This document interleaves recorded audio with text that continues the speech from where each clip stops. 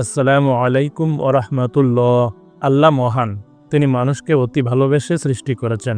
বান্দাকে ক্ষমা করে দিতে তিনি কত উপলক্ষই না অবলম্বন করেন। বান্দাকে গুনাহ থেকে মুক্ত রাখতে হাদিসে অনেক উৎসাহমূলক নসিহত ও সুযোগ পেশ করেছেন প্রিয় নবী সাল্লাল্লাহু আলাইহি ওয়াসাল্লাম। কোনো বান্দা যদি গুনাহের সংকল্প করে, তা করার আগ পর্যন্ত সেই গুনাহ লেখা হয় না, বরং আল্লাহ তাআলা গুনাহের সংকল্প করার গুনাহ ততক্ষণ লিখেন না যতক্ষণ না তা করা হয়। আল্লাহ তাআলা সেই গুনাহ ক্ষমা করে দেন। হাদিসে এসেছে, হযরত আবু হুরায়রা রাদিয়াল্লাহু আনহু বর্ণনা করেন, রাসূলুল্লাহ সাল্লাল্লাহু আলাইহি ওয়াসাল্লাম বলেছেন, আমার বরকতে আল্লাহ তাআলা আমার উম্মতের অন্তরে উদিত সব ওয়াসওয়াসা, পাপের ভাব ও চেতনা এর গুনাহ ক্ষমা করে দিয়েছেন, যতক্ষণ পর্যন্ত না সে তা কাজে পরিণত করে কিংবা মুখে বলে।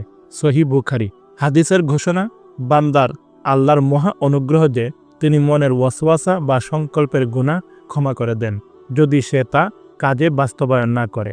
সুতরাং আমাদের উচিত প্রতিদিন আল্লাহ তাআলার কাছে বেশি বেশি তাওবা ইস্তেগফার করা। মনের অজান্তে ঘটে যাওয়া ওয়াসওয়াসা বা সংকল্পের সব গুনাহ মহান আল্লাহ নিজ অনুগ্রহে ক্ষমা করে দেন। গুনাহ থেকে মুক্তি লাভে এই ইস্তেগফার বেশি বেশি করা। আল্লাহুম্মা ইন্নাকা আফুউন তুহিব্বুল আফওয়া ফাআফু আন্নি, অর্থাৎ, হে আল্লাহ, আপনি ক্ষমাশীল, ক্ষমা করতে ভালোবাসেন, অতএব আমাকে ক্ষমা করে দিন।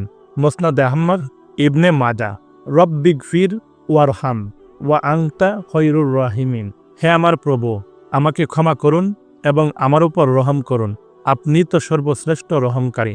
সূরা মুমিনুন আয়াত 118।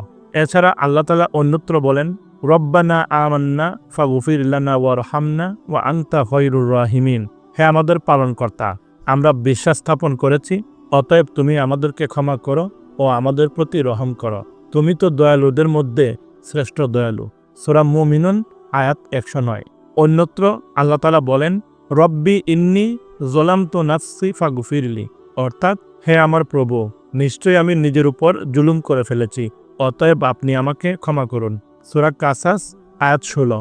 আল্লাহ তাআলা আমাদেরকে হাদিসের উপর যথাযথ আমল করে যাবতীয় ওয়াসওয়াসা থেকে মুক্ত থাকার তৌফিক দান করুন। আমাদের নিজেদের আমলকে সুন্দর করতে, গুনাহমুক্ত জীবন গড়তে, ক্ষমা প্রার্থনার জিন্দেগি যাপন করার তৌফিক দান করুন। আমিন।